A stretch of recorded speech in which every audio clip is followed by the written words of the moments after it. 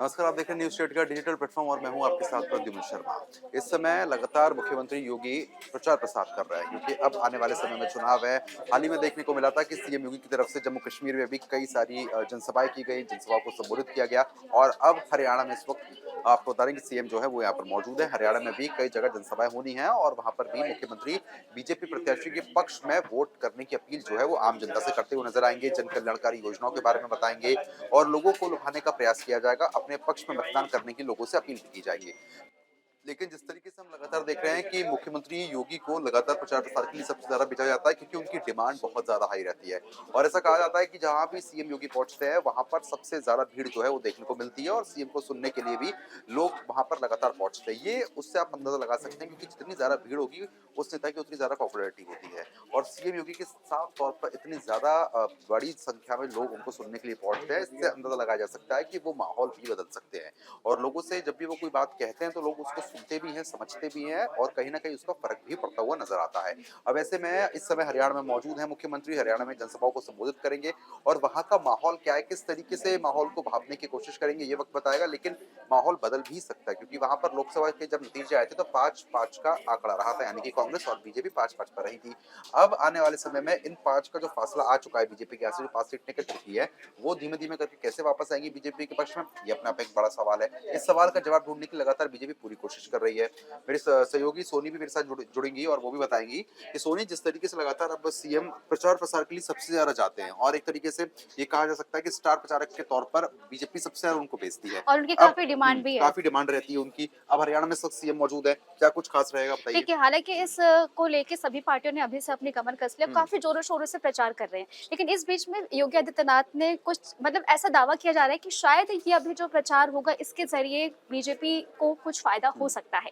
वो ऐसे बताती हूँ मैं आपको कि अभी हाल ही में योगी आदित्यनाथ ने कहा कि कांग्रेस राज में खनन माफिया, भू-माफिया होते थे, हम्म। भ्रष्टाचार का बोलबाला था, जिसे बीजेपी ने खत्म किया है। हम्म। उन्होंने ये भी कहा है कि आज विकास के नाम पर हरियाणा को नई पहचान दिलाई जा रही है। जी। कांग्रेस कहती थी कि देश में संसाधनों पर मुसलमानों का हक है।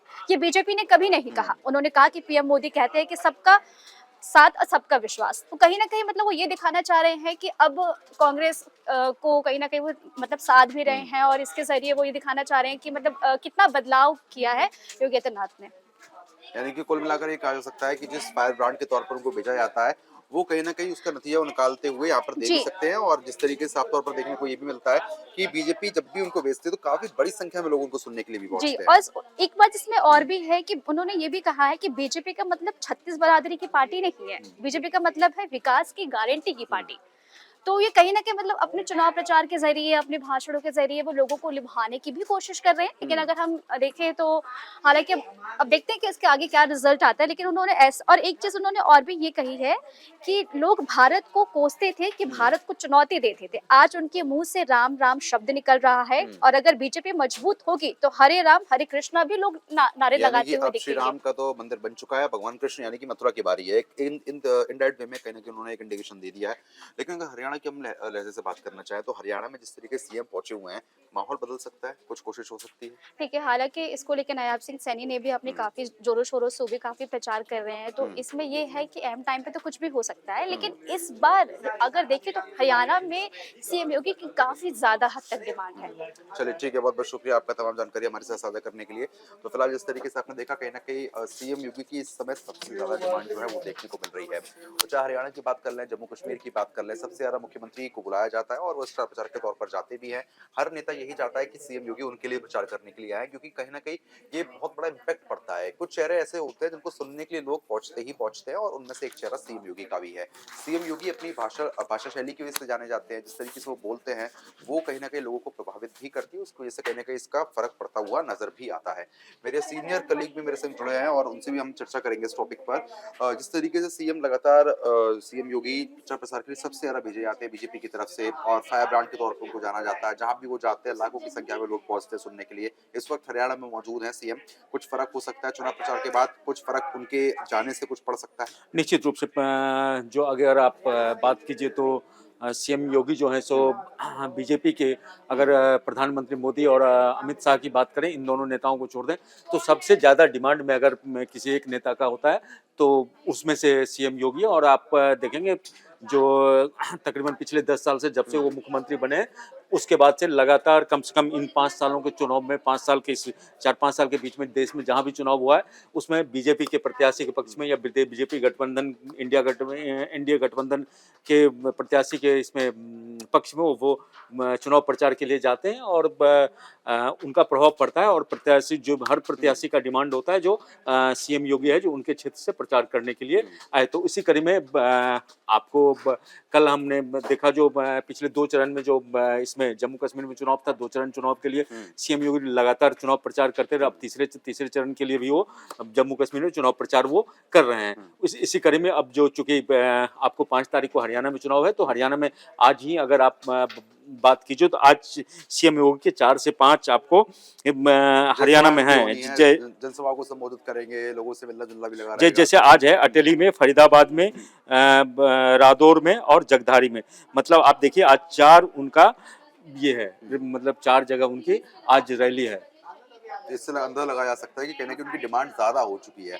और ऐसे में अब देखिए अगर हरियाणा के लिहाज से मैं सिटी समझना चाहे, वहाँ पे मुख्यमंत्री नायब सिंह सैनी लगातार प्रचार प्रसार कर रहे हैं, पूर्व मुख्यमंत्री मनोहर लाल खट्टर भी काफी जाने माने नेता है, वो भी प्रचार प्रसार कर रहा है। लेकिन उसके बावजूद भी लोग ये चाहते हैं, जो नेता है वो चाहते हैं कि सीएम उनके पक्ष में प्रचार करने के लिए आए। देखिए निश्चित रूप से अगर जहाँ हिंदुत्व वोटर की बात हम करते हैं, हिंदुत्व वोटर को एक जो बीजेपी का कोर वोटर है जो जिसको कि आकर्षित करना, उनको घरों से निकालना है, जिसको कि जो वोटर कोर हिंदुत्व को एग्रेसिव हिंदुत्व को मानते हैं तो उनमें लगता है जो वो वोटर जो हैं जो सीएम योगी के अपील पे वो घरों से बाहर निकलेंगे और बीजेपी के पक्ष में वोट करेंगे। इसलिए आप देखते हैं जब भी जहां भी कोई इस तरह का होता है तो जैसे आप देखिए जो सीएम योगी इतने दिनों तक हरियाणा से मतलब कर रहे थे रैली, पिछले 5-6 दिन पहले भी उनकी रैली हुई थी, लेकिन चूंकि अब चुनाव की तारीख काफी नजदीक आ चुका है और जब हम देखते हैं जब चुनाव का तारीख जब नजदीक होता है तभी जो किसी भी पार्टी के बड़े आला नेता होते हैं उनका ताबड़तोड़ उनकी रैलियां होती है,